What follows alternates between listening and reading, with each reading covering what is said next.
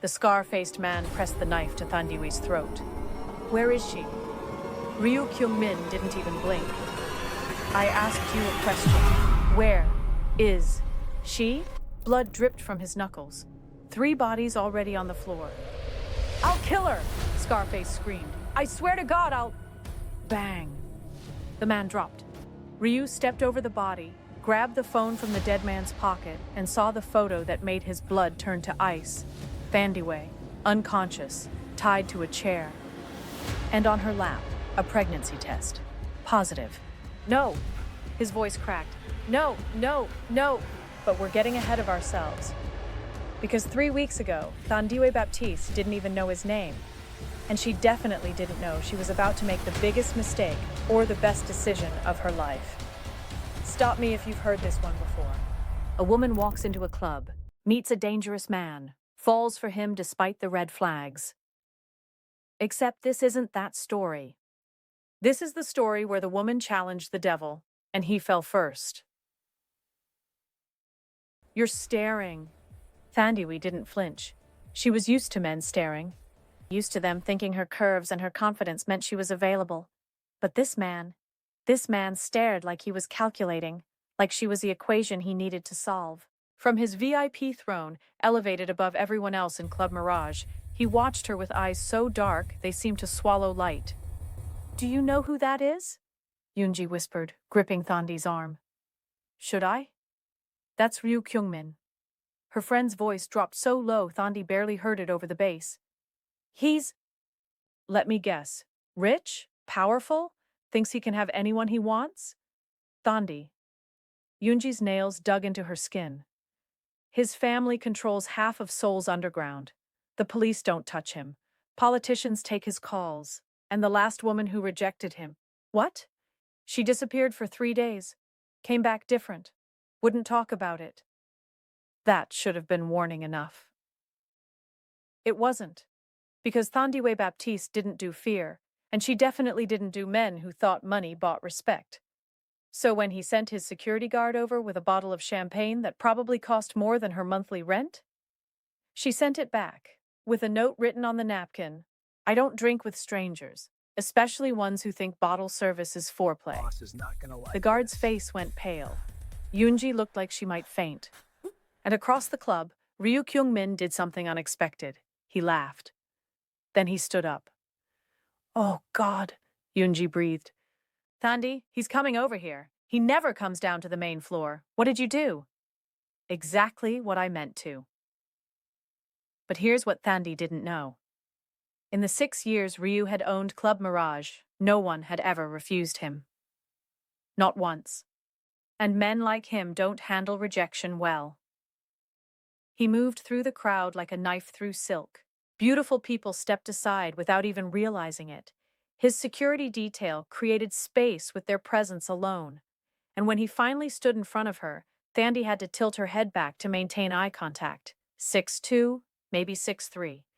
Broad shoulders under a black shirt with the sleeves rolled up just enough to reveal forearms corded with muscle and decorated with tattoos that definitely weren't common in conservative Korea. Square jaw, sharp cheekbones, hair styled back to reveal a face that looked like it had been carved from marble and dipped in sin. But it was his eyes that held her. Dark, consuming, dangerous. You're very bold, he said in perfect English, for someone who just arrived in my city. Your city? Thandi took a deliberate sip of her drink. Last I checked, Seoul had about 10 million residents. None of them you. Something flickered across his face. Amusement? Fury? Both? What's your name? Why would I tell you that? Because everyone tells me what I want to know. Then I guess I'm not everyone. She watched his jaw clench, watched his security detail tense, and she smiled. Because here's the thing about Thandiwe Baptiste. She'd spent 32 years refusing to be intimidated by men who thought power made them gods. She wasn't about to start now. Let me make something very clear, she said, stepping closer, close enough to smell his cologne, expensive and dangerous. You can't satisfy me, not with your power, not with your money, Not with whatever it is you think makes you special. The music seemed to stop. The crowd seemed to hold its breath. And Ryu Kyung-min's smile turned predatory. Is that a challenge? It's a fact. He reached into his pocket, pulled out a card, wrote something on the back with a pen that probably cost more than her laptop. 7 days, he said, handing it to her. Give me 7 days to prove you wrong. Why would I waste 7 days of my life on you? He leaned in, his breath warm against her ear, and whispered 5 words that made her pulse spike. Because you felt it too. Then he said her full name. Her full name. Thandiwe Marie Baptiste. The one she hadn't given him. The one that wasn't on any public records because she'd changed it after the divorce. Her blood went cold. How? 7 days. His thumb brushed her wrist where her pulse hammered. That's all I ask. And if at the end you still think I can't satisfy you, I'll admit it, publicly, in front of everyone in this club. I'll get on my knees and apologize for wasting your time. He was offering her something no one had ever given him. Surrender. And Thandi, despite every instinct screaming at her to run, heard herself say, Fine, 7 days, but when you fail, and you will, I want you on your knees in front of everyone, admitting I was right. Deal. When their hands met to shake, electricity arced between them so intense, Thandi gasped. His hand was warm, slightly calloused, strong enough to snap bones but gentle on her skin. He held on too long. His eyes never left hers. And when he finally let go and walked away, Thandi's heart was racing so hard she thought she might pass out. Thandi! Yoonji's voice sounded far away. What did you just do? I have no idea. She looked down at the card. The front was blank except for a phone number in gold embossing. The back had an address in his handwriting. And below it, one sentence that made her stomach drop. I know everything about you, Thandiwe. Everything. Thandi's phone buzzed at 6 a.m. unknown number. She almost didn't answer. Almost. Hello? Good morning. That voice, deep, accented, unmistakable. Did you sleep well? How did you get this number? I told you. I know everything. A pause. You tossed and turned for 3 hours, finally fell asleep around 2 a.m., woke up twice. The phone almost slipped from her hands. Are you watching me? I'm protecting you. From what? From the people who will try to use you to get to me. His voice hardened. The moment you accepted my challenge, you became a target. So yes, Thandiwe, I have someone watching your building, and they'll stay there until this is over. You can't just... I can. I did. And I will continue to do so because I don't lose bets. The line went quiet for a moment. Wear something comfortable tonight and bring a change of clothes? Why? You'll see. Car picks you up at 7. He hung up before she could argue. Thandi sat on her bed, phone clutched in her hand, and realized something terrifying. She just gambled with a man who didn't play by any rules she knew. And she was either about to win big or lose everything. Teaching English to Korean high schoolers was usually the easiest part of Thandi's day. Today, she couldn't focus. Her mind kept drifting back to dark eyes and dangerous smiles, to a hand on her wrist and a voice in her ear, to the fact that somewhere, someone was watching her building. Protecting her. Or guarding her. She wasn't sure which. Miss Baptiste? She snapped back to reality. Her best student, Minjun, was staring at her with concern. Are you okay? You seem distracted. I'm fine, just... Her phone buzzed. Unknown number. Again. But this time, the text message made her blood run cold. Don't trust him. The 7 days is a trap. Get out while you can. A friend. Thandi's hands started shaking. Miss Baptiste? Minjun stood. You look pale. Should I get the nurse? No, I'm... Another buzz. Ignore the last message. Just someone who doesn't want to see me happy. Dash Ryu asterisk. Then another. But this is your warning, Thandiwe. Walk away now. or don't. Either way, you're already in too deep. A friend. 2 messages. 2 warnings. Both probably right. The knock came at exactly 7 p.m., not the man she expected. A woman stood in her doorway, mid-30s, beautiful, expensive suit, eyes like chips of ice. Miss Baptiste, I'm Han Ji-woo, Mr. Ryu's associate. Associate. The way she said it made Thandi think ex-girlfriend. Where's the driver he sent yesterday? Seungri had other business tonight. Ji-woo's smile didn't reach her eyes. You'll have to make do with me. In the elevator, Ji-woo finally spoke. How long have you been in Seoul? 6 months. And in 6 months, you managed to do what dozens of women have tried and failed to do for 6 years. What's that? Capture Kyung-min's attention. The elevator doors opened. I wonder if you'll survive it. That sounded less like concern and more like a threat. The penthouse was even more stunning than she remembered. But Ryu? Ryu looked like he hadn't slept. Dark circles under his eyes, tension in his shoulders, a hardness to his expression that hadn't been there last night. You came, he said, and there was genuine relief in his voice. Did you think I wouldn't? After the messages? Yes. So he knew about them. Of course, he knew. Who sent them? Enemies. I have many.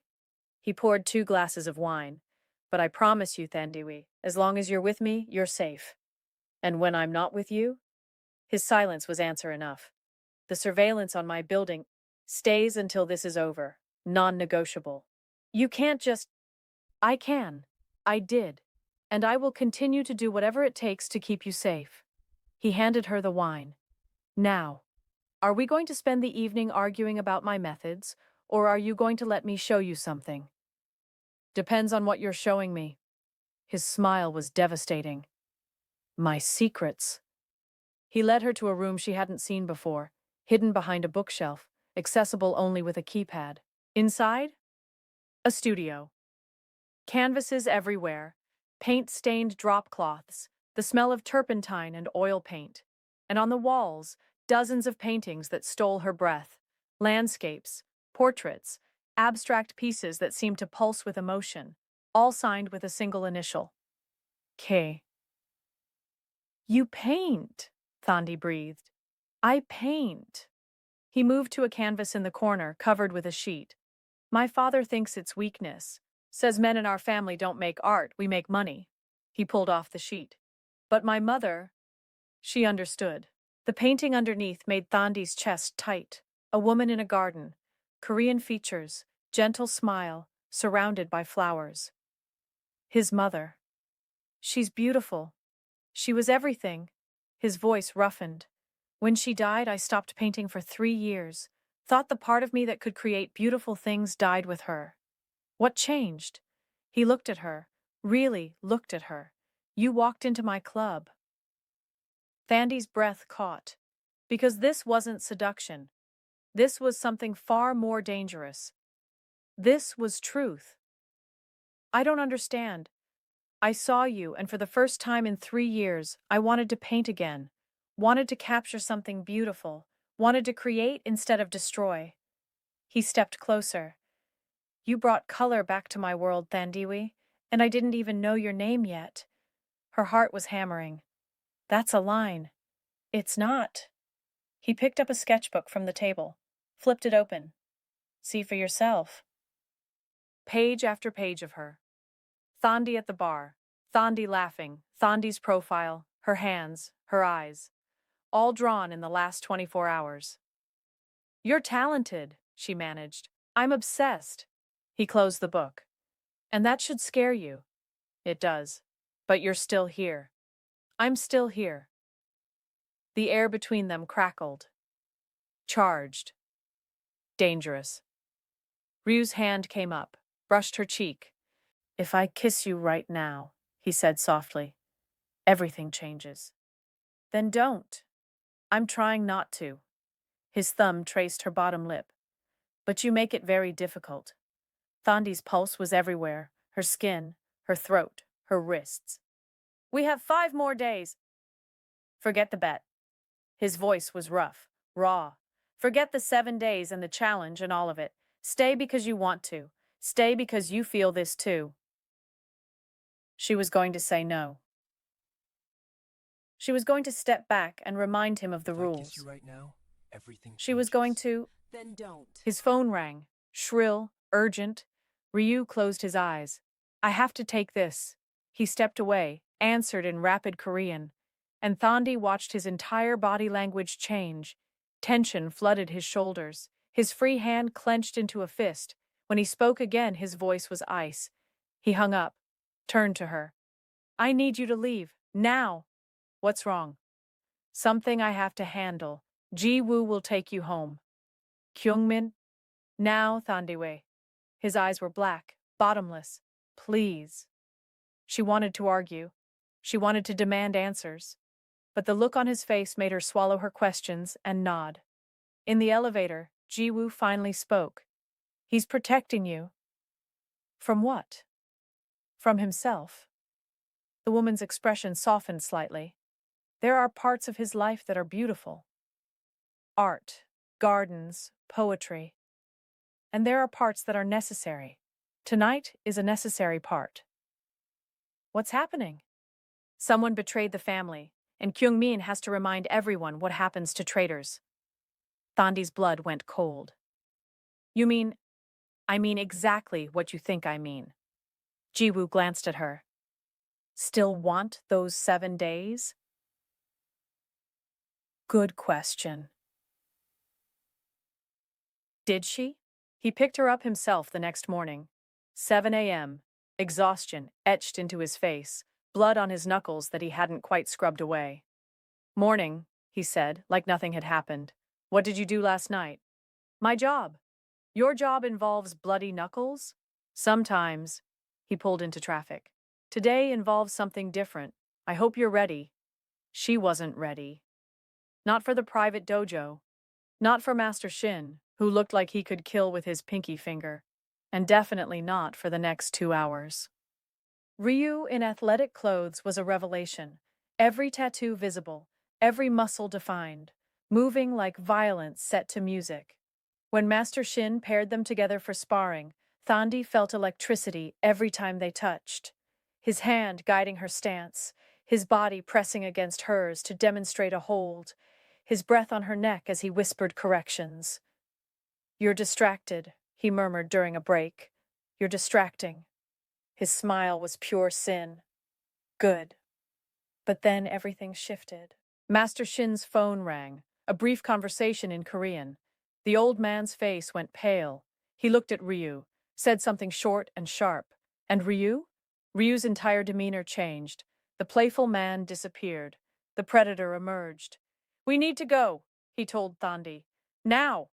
What's wrong? They found the leak, the one who's been sending you those messages. And, his eyes were black. And he's claiming he's doing it to protect you. Says I'm going to get you killed. Says you deserve to know the truth about what I am. Do I? Yes. He grabbed his jacket. Which is why you're coming with me. No more secrets, Thandiwe. No more protection. You want to know what being with me really means? Today, you find out. The building was in an industrial area that looked abandoned. It wasn't. 6 cars surrounded it, armed men everywhere, and in the center of the warehouse, tied to a chair, bleeding from a split lip, a man Thandi recognized. Her co-worker. Mr. Park, the vice principal at her school. No, she breathed. No, that's... The man who's been watching you for 3 months, Ryu said coldly. The man who sent those messages, the man who works for my enemies. That's impossible. He's just a teacher. He's a plant, placed in your school 6 months ago, right when you arrived. Ryu's voice was granite. They've been planning this, using you to get to me. Mr. Park looked up. Blood dripped from his mouth. Miss Baptiste, he rasped. You have to listen. He's lying. I was sent to protect you from... One of Ryu's men hit him. The crack of fist against bone made Thandi flinch. Stop, she shouted. Just everyone stop. The warehouse went silent. Ryu looked at her. What do you want to know? Everything. Her voice shook. If this is real, if he's really been sent to hurt me, then I need to know why. I need to know what I've gotten myself into. And that's when Ryu told her. Everything. His family didn't just control parts of Seoul's underground.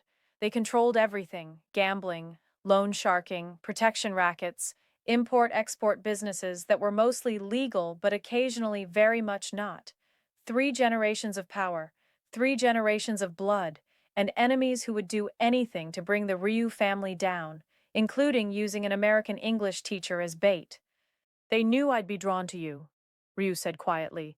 Knew your background, your divorce, your vulnerability. They planted Park in your school, made sure you'd be visible, available, and then they waited for me to take notice. So this whole thing, the bet, the 7 days, started as their trap, but became something else. He looked at her, became real. Thandi felt like the ground had dropped out from under her. So what now? You kill him? You kill me? Kill you? Ryu looked genuinely horrified. Thandiwe, I'm trying to save you. By dragging me here, by showing me this, by showing you the truth, by proving that staying with me means danger, but leaving me means death. He was right. God help her, he was right. The Gwangju gang, Ryu continued, they know you've been with me, know you matter. If you walk away now, they'll see you as a loose end. And if I stay? His smile was bitter. Then you become valuable, protected, untouchable, because everyone will know that hurting you means war with the Ryu family. So either way, I'm trapped. Yes. At least he was honest. Thandi looked at Mr. Park, or whoever he really was, bleeding in the chair, looked at the armed men surrounding them, looked at Ryu, standing in the center of it all like a dark king presiding over his shadow kingdom. And she made a choice. Let him go, Ryu's eyes widened. What? You heard me. Let him go. Send him back to whoever sent him with a message. I'm staying with you by choice, not because I'm trapped, not because I'm scared, because I choose to. Thandiwe, you want to satisfy me? Start by showing me you can show mercy when you have power, that you're not just the monster everyone says you are. For a long moment, Ryu just stared at her. Then he laughed, actually laughed. You're either the bravest woman alive or the most foolish. Maybe both. He turned to his men, barked orders in Korean. They cut Park loose, handed him a phone. Ryu took it, typed something, showed it to the bleeding man. Tell them she's mine, and I protect what's mine. Park stumbled toward the exit, casting one last look at Thandi. You're making a mistake, he said. That's my choice to make. When he was gone, Ryu turned to her. That was possibly the stupidest thing you've ever done. Probably. My enemies will see it as weakness. Or they'll see it as strength, as proof that you're not just a blunt instrument, that you can be strategic, merciful. Mercy gets you killed in my world. Then maybe your world needs to change. He looked at her like she'd just rewritten gravity. Who are you? He whispered. Someone who's not impressed by violence, who won't be intimidated into compliance, who... She stepped closer, close enough to feel his heat. Who sees the man underneath the monster and refuses to let you hide? His hand came up, cupped her face. I don't deserve you. Stop saying that. Start showing me I'm wrong. And then, surrounded by his men, standing in a warehouse that smelled of oil and fear, he kissed her. Not gentle, not asking permission, claiming. And Thandi kissed him back. But the kiss was a mistake. Not because it wasn't real. Because someone was watching. Someone who would use that moment to destroy everything. Someone in his own family. Thandi woke up in Ryu's bed, alone. The sheets next to her were cold. He'd been gone for hours. On the nightstand, a note in elegant handwriting. Meeting with family. Stay in the penthouse. Seungri is outside. Don't leave, please. K. She lasted exactly 45 minutes before her phone rang. Unknown number. She almost didn't answer. Almost. Hello? Miss Baptiste? That voice, cold, female, authority in every syllable. This is Madame Ryu, Kyungmin's grandmother. We need to talk. He said I should stay. I know what my grandson said. I'm telling you something different. The address I'm sending, be there in 1 hour. Come alone. I don't think... They're planning to kill you, child. You have 1 hour to decide if you want to hear how to prevent it. Your choice. The line went dead. Thandi stared at her phone. 1 hour. To possibly save her own life. Or walk into another trap. She slipped past Song-ri. Not proud of it, but desperate times. The address led to a traditional tea house in Bukchon. Private room. And sitting there, looking like a tiny dragon presiding over her horde, Madame Ryu. Sit, the old woman commanded. Thandi sat. You're wondering if this is a trap. The thought crossed my mind. Smart girl. Madame Ryu poured tea. My grandson says you have spirit. He's right. But spirit without wisdom is just arrogance, and arrogance gets you killed in our world. Your world, not mine. Wrong. The moment you kissed him in that warehouse, yes, I know about that. You entered our world, willingly or not. Thandi's blood went cold. How did you? We have eyes everywhere, including among my grandson's most trusted men. She pushed a teacup toward Thandi. Someone in our family believes you're a weakness. A distraction that will get Kyungmin killed. Who? That's the question, isn't it? The old woman's eyes glittered. His father thinks you're a pretty toy who'll be discarded in a week. His brother thinks you're a spy. And me? She leaned forward. I think you're exactly what Kyungmin needs, which makes you dangerous to people who benefit from him staying broken. I'm not trying to break him. No, you're trying to fix him. That's worse. She sipped her tea. There's a faction in our organization who want Kyungmin replaced. They think he's too soft, too influenced by his mother's gentle ways. They've been waiting for an excuse to move against him. And I'm the excuse. You're the catalyst. Already there's been 2 votes in the council. Should Kyungmin be allowed to pursue this relationship? Should outsiders be permitted into family business? What were the votes?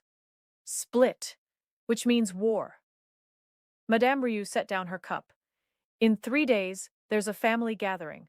All the major players will be there. They'll vote on whether to accept you or eliminate you as a threat. Eliminate. Kill. Yes. Let's not dance around it. The old woman's voice was steel. You have 3 days to prove you're valuable enough to keep alive. 3 days to show you're an asset, not a liability. How do I do that? That's what I'm here to teach you. For the next 6 hours, Madame Ryu became Thandi's crash course in survival, Korean customs, family hierarchy, which battles to fight and which to walk away from, how to read a room for threats, how to drink soju without getting drunk, how to use chopsticks like she'd been doing it her whole life. Most importantly, how to navigate Korean patriarchy while maintaining her pride. They will test you, the old woman said. Push you, try to make you lose your temper or cry or show weakness. And if I do, then you prove them right, that you're too emotional, too foreign, too American to fit into this world. That's not fair. Life isn't fair, our world even less so. Madame Ryu's expression softened slightly. But here's what they don't understand. You don't need to fit into our world. You need to make Kyungmin believe you can survive it. There's a difference. What difference? Fitting in means becoming someone else. Surviving means staying yourself while adapting to the environment. She stood. Now, let's practice your bow, the formal one. You'll need it for the gathering. Ryu was waiting when she got back to the penthouse, fury radiating off him in waves. Where were you? Out. I told you to stay here. And I told you I don't take orders. Thandi dropped her purse on the counter. Your grandmother called? We had tea. It was lovely. All the fury drained from his face, replaced by something that looked like terror. She called you? She warned me. about the family gathering, about the vote. Thandi turned to face him. Were you going to tell me, or just let me walk in there blind? I was trying to protect you. By lying? By hiding the truth? Her voice rose. You said no more secrets. You said you'd show me everything. This is different. How? How is this different? Because they're talking about killing you, Thandiwe. His voice cracked. My own family, my own blood, debating whether you're worth keeping alive, and He ran a hand through his hair. I can't protect you from this. Can't fight my whole family. If they vote to eliminate you, I have to either comply or go to war with everyone I've ever known. The silence that followed was deafening. So what's your choice? Thandi asked quietly. What? If they vote to kill me, what do you choose? Your family or me? Ryu looked at her, really looked at her, and she saw something in his eyes that made her heart stutter. Not love. Not yet, but the beginning of it. I choose you, he said, which terrifies me, because I've never chosen anything over my family, never even considered it, but if they make me pick... His hands clenched into fists. I choose you. Thandi crossed to him, took his face in her hands. Then we survive this together. We go to that gathering. We face them. And we prove that I'm not a weakness. I'm a strength you didn't know you needed. You make it sound so simple. It is simple. We just have to convince your family of 3 things. What 3 things? She smiled. 1, I'm not going anywhere. 2, I make you happy.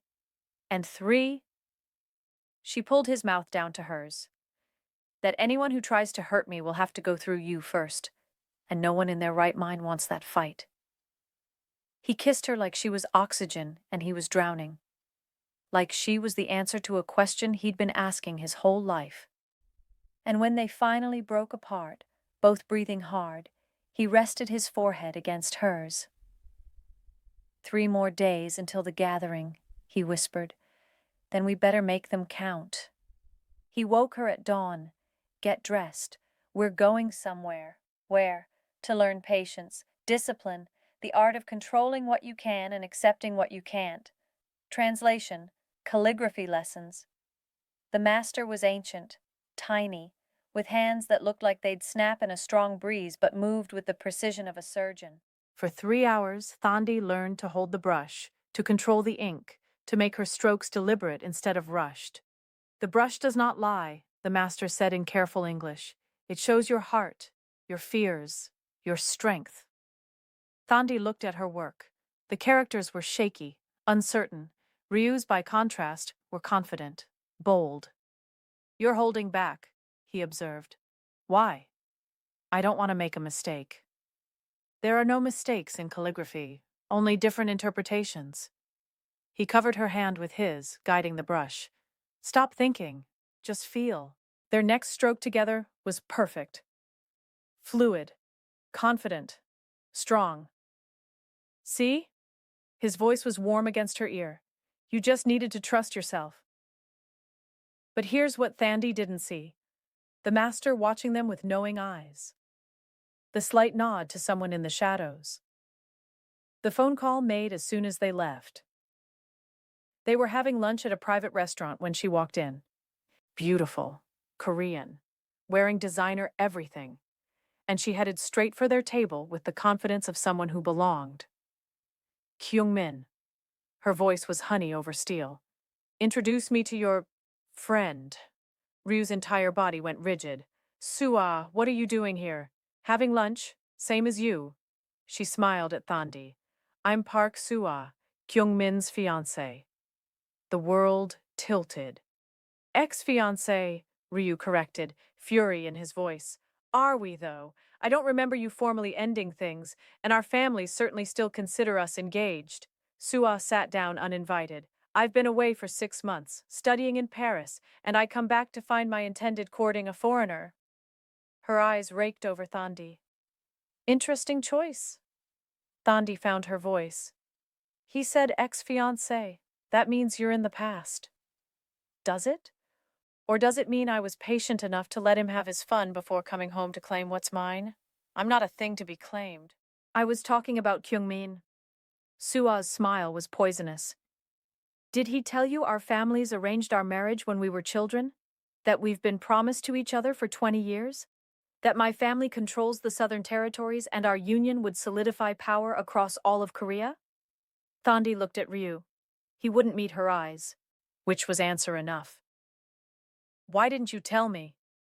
Her voice was barely a whisper. Because it doesn't matter. How can it not matter? Because I don't love her. He finally looked at her. Because what my father arranged 20 years ago doesn't dictate what I choose now. Ah, yes. Choice. Sua examined her nails. Tell me, Kyungmin, did you explain to Miss... She waved dismissively at Thandi, to your American friend, that breaking our engagement means war between our families, that your father will disown you, that you'll lose your position in the organization? I don't care. You should. Because without your family's support, you're just a man. A very dangerous man, yes, but still just a man. And in our world? She leaned forward. Men without family protection don't last long. The threat was clear. Thandi stood. I need air. Thandiwe... Ryu reached for her. She pulled away. Don't. Just don't. She made it to the bathroom before the tears came. Engaged. For 20 years. And he'd said nothing.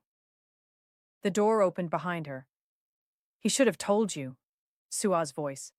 But he didn't because he's a coward who wants his cake and to eat it too. Thandi splashed water on her face. What do you want? To give you a choice. Sua moved closer. Walk away now. Go back to America. Live your life. Or stay and watch him destroy everything his family built for 3 generations, all for a woman he met a week ago. That's my decision to make. Is it? Because from where I stand, you're just collateral damage in a game you don't understand. Sua's expression softened slightly. I don't hate you. I don't even blame you.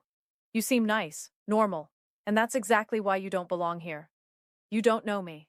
I know he's using you. Maybe not consciously, but his family has been pressuring him to settle down, to marry me, to have heirs and secure the line. And then you showed up. A perfect excuse. A beautiful distraction. Someone he can use to delay the inevitable. You're wrong. Am I? Then ask yourself, why a bet? Why 7 days? Why not just ask you on a normal date? Sua moved to the door. He set a time limit because he knew this couldn't last. He just didn't expect to actually fall for you in the process. And now you're both trapped in a situation with no good ending. She left. And Thandi stood there, staring at her reflection, wondering if every word was true. Ryu was waiting outside the bathroom, looking like he'd aged 10 years in 10 minutes. I should have told you, he said immediately, about Sua, about the arranged marriage, about everything. Why didn't you? Because I was afraid you'd leave, afraid you'd see the situation and decide it was too complicated, too messy, too... impossible? Yes. Thandi leaned against the wall. Tell me everything, right now, no more secrets. So he did. The arrangement made when he was 7 and Sua was 5, the political alliance it represented, the power it would consolidate, the pressure from his father to honor the commitment. But I don't love her, he finished. Never have. And when I met you, he stopped. When I met you, for the first time in my life, I understood what people meant when they talked about connection, about feeling seen. That doesn't change the facts. No, but it changes what I'm willing to fight for. He took her hands. I'm going to end the engagement, formally, publicly, at the family gathering in 2 days. And your father? Will be furious, might disown me, might try to strip me of my position. His grip tightened. But I don't care. I'm done living the life someone else planned for me 30 years ago. That's a lot to give up for someone you've known a week. It's a lot to give up for someone I could spend the rest of my life knowing. Thandi felt tears prick her eyes. Because he meant it. Every word. I need time to think, she said finally. It's a lot. I know. Take all the time you need. He kissed her forehead. But know that my choice is already made. With or without you, I'm ending things with Sua. Because even if you walk away tomorrow, you've already shown me what it feels like to choose for myself, and I can't go back to living someone else's life. Thandi didn't sleep that night. Paced her apartment until dawn, made lists of pros and cons, called Unji at 3 a.m. and talked until her friend finally said, Thandi. At 7 a.m., Thandi made her choice. She called Ryu.